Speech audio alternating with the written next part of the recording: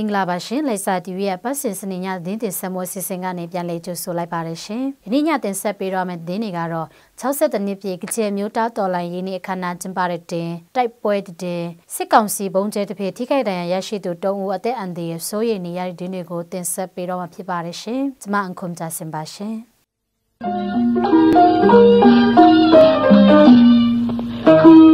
62နှစ်ပြည့်ကချင်မျိုးသားတော်လှန်ရေးနေ့အခမ်းအနားကိုလိုက်စာမြို့စင်ပရမကျွဲခမမှာယနေ့ဖေဖော်ဝါရီလ9ရက်နေ့မနက်8:00နာရီချိန်မှာကျင်းပပြုလုပ်ခဲ့ပါတယ်။အခမ်းအနားမှာ KIO ဗဟိုကော်မတီဥက္ကဋ္ဌဗိုလ်ချုပ်ကြီးမဘလာ၏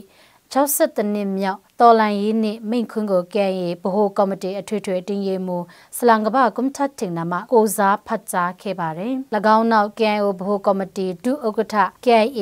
စစ်ဦးစီးချုပ်ဗိုလ်ချုပ်ကြီးကွန်ထန်ကမ်ရှောင်းမှလည်းKIO ဥက္ကဋ္ဌ၏မိန့်ခွန်းကိုထပ်မံရှင်းလင်းတင်ပြခဲ့ပြီးနောက်လက်နက်ကင်တိုင်းတာညီနောင်အဖွဲ့ EAOS များပေးပို့တဲ့တဝက်လာများကိုလည်းဖတ်ကြားခဲ့ပါတယ်။အဆိုပါခန္ဓာမှာဝန်ထမ်းတ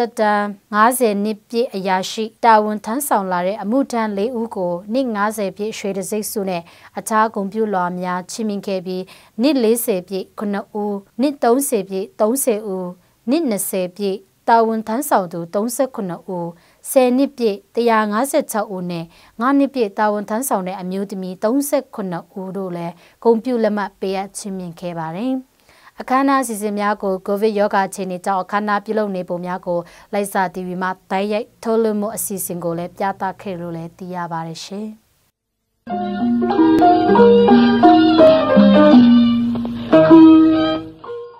။ဖကတ်မြို့နယ်ကပ်မော်စုကျေးရွာအုပ်စု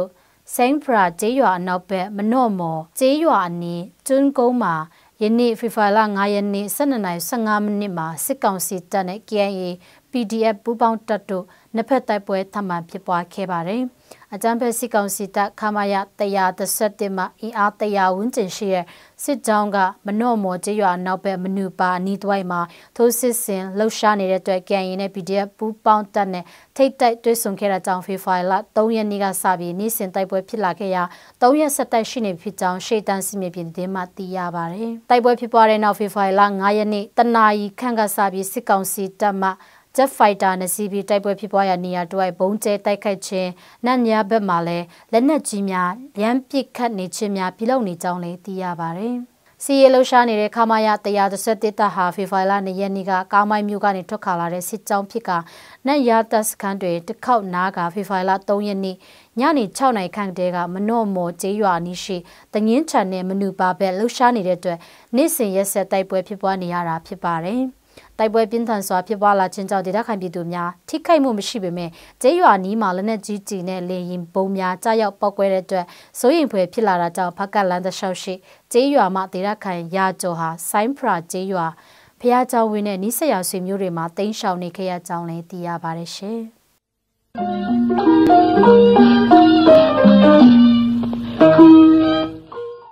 စစ်ကောင်စီတပ်က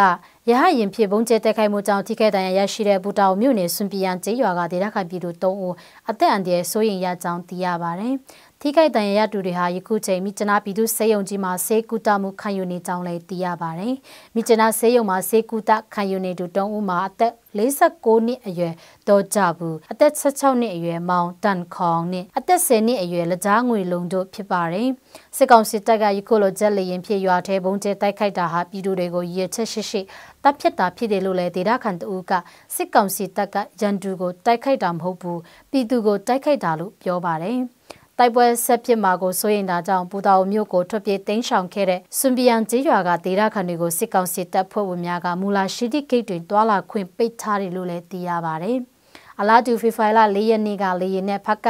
မနော့မော်အနီးလာရောက်တိုက်ခိုက်တာကြောင့်မနော့မော်ကျေးရွာအနီးတသားညီနောင်ခွန်ဆိုင်ယန်နဲ့ကော်လူယန်ကျေးရွာ3ခုမှပြည်သူများနိဆက်ရာဆိုင်းဖရာကျေးရွာဘက်တို့ထွက်ပြေးတိမ်းရှောင်နေရကြောင်းလည်းသိရပါတယ်ရှင်။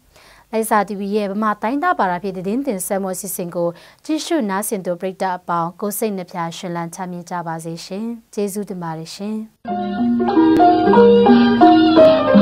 ။